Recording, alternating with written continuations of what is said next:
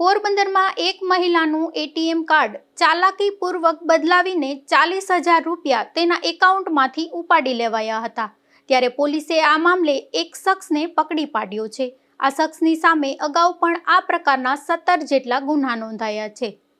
પોરબંદરના દિવ્યાંગોની સંસ્થામાં કામ કરતા અને શીતલા ચોકમાં જલારામ મંદિર પાસે રહેતા ધર્મિષ્ઠાબેન ભરતભાઈ ખુદાઈ નામના મહિલાએ તાજેતરમાં જ એવી પોલીસ ફરિયાદ નોંધાવી હતી કે તેઓ પોરબંદરના માણેક ચોકમાં આવેલ એટીએમ સેન્ટર ખાતે ગયા ત્યારે પૈસા ઉપાડવાની ટ્રાય કરી હતી, પરંતુ રૂપિયા નહીં ઉપડતા એક અજાણ્યા શખ્સે તેમને મદદ કરવાનું કહી અને ચાલાકીપૂર્વક પિન નંબર જાણી લીધા હતા। બાદમાં એટીએમ કાર્ડ બદલાવી અને બીજું કાર્ડ આપી દીધું હતું અને ત્યારબાદ ધર્મિષ્ઠાબેનના ખાતામાંથી 40,000 રૂપિયા કટકે ઉપાડી ગયા હતા, જેથી તેમણે ગુનો નોંધાવતા પોરબંદર પોલીસે તપાસ હાથ ધરી હતી અને સીસીટીવી કેમેરા તપાસ્યા હતા। જે અનુસંધાને એક શખ્સ ઠક્કર પ્લોટમાં એસબીઆઈ બેંકની પાસે હોવાની માહિતીના આધારે તાત્કાલિક ત્યાં જઈ એક શખ્સને શંકાસ્પદ હાલતમાં પકડી પાડ્યો હતો। તેની પૂછપરછ કરતા તે મૂળ યુપી તથા હાલ ઘણા વર્ષોથી રાજકોટના જકાતનાકા પાસે રહેતો દીપકસિંહ સંતોષસિંહ સેંગર હોવાનું કબૂલ્યું હતું।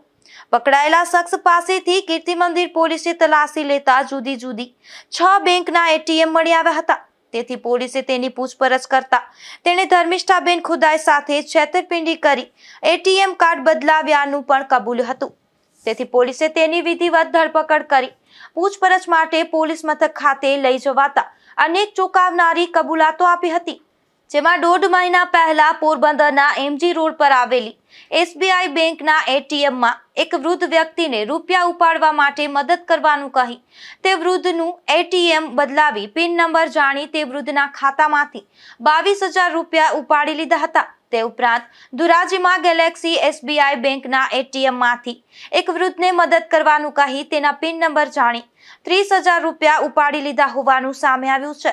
પોરબંદર પોલીસે દીપકસિંહ સેંગરની ગુનાહિત હિસ્ટ્રી અંગે તપાસ કરતા કેટલીક ચોંકાવનારી વિગતો સામે આવી છે, જેમાં આ શખ્સ સામે વર્ષ 2015 થી 2026 સુધીના 9 વર્ષ દરમિયાન કુલ 17 જેટલા ગુના દાખલ થયા હોવાનું સામે આવ્યું છે। ત્યારે પોલીસે વધુ તપાસ હાથ ધરી છે। નિપુલ પોપટ સાથે અશોક થાનકી, ગુજરાત ન્યૂઝ, પોરબંદર।